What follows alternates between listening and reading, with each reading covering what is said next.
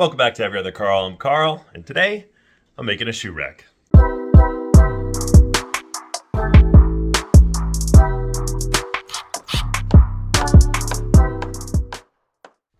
Here's a sneak peek at what the finished shoe rack will look like, just in case this is not what you're looking for, so you can click off and find another video. Going back in time, in order to fill this little wall space, my shoe rack will need to be 39 inches wide, just under 12 inches deep, and 30 inches tall.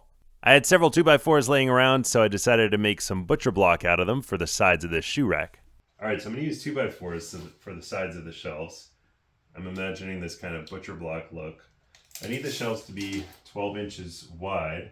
If I put 4 2x4s together, that's 14 inches. So I'm going to take 1 inch off of either 2x4 on either side, and then glue them together and clamp them overnight and let them dry.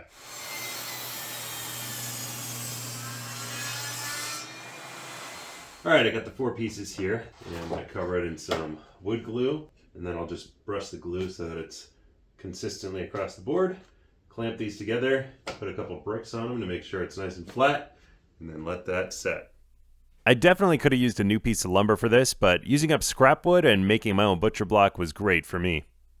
Alright, I've got every clamp I have on here, and some heavy bricks holding it nice and flat, and we'll let that dry overnight. Alright, so we had these drying for almost 24 hours. I think they're pretty strong.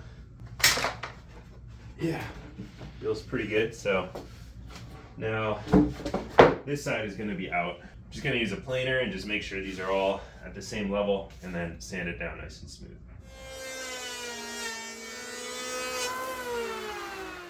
The planer did a great job of making the individual 2x4s look more cohesive, like a single piece of lumber. I used my belt and orbital sanders for a finished look.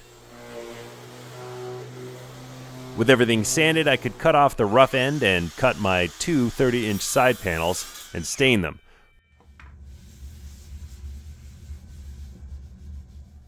We mixed 2 stains to get the color we wanted. We used a red maple and a golden oak from Minwax.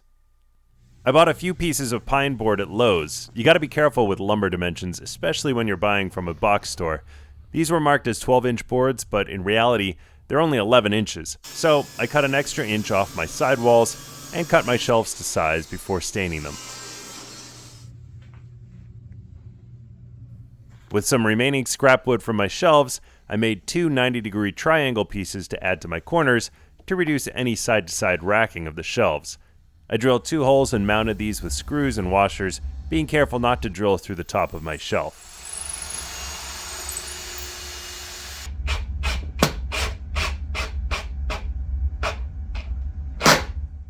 Now I could start adding my shelves, starting with the bottom one first, simply using brackets I had lying around. The brackets I'm using in the front are black because those are the ones we're actually going to see. And I stained just into, I actually ran out of stain, but just stained the first couple here because the back will be hidden by shadow. I'm taking a couple of shortcuts, but I think it's going to come out okay. I made the bottom shelf 8 inches off the floor in order to accommodate taller shoes like boots. The next 2 shelves are 6 inches tall, which is perfect for sneakers. And the top shelf is 7 inches tall to accommodate some nice rectangular baskets we had. That way we'll keep gloves and hats and other accessories in. With all the measurements done and shelves in, the shoe rack is done. Alright, it's done. Pretty happy with it. Got the black hardware showing. So it looks kind of uniform from the front. I think the mix of the red maple and the darker oak color matches well with the other furniture in the room. We got a little bit of a taller shelf on the bottom and then shorter shelves up here to hold shoes. This one, and I just have these 2 baskets here, fill them with gloves. Could even take them out and put more shoes up there if we wanted to. Very happy with it. It's pretty sturdy, and I think it's gonna do great. I'll leave some details about the measurements and the different hardware that I used for this in the description below. If you like the video, like the video. If you have any questions or comments, go ahead and leave them in the comment section. But until next time, I'm Every Other Carl, and I'll see ya.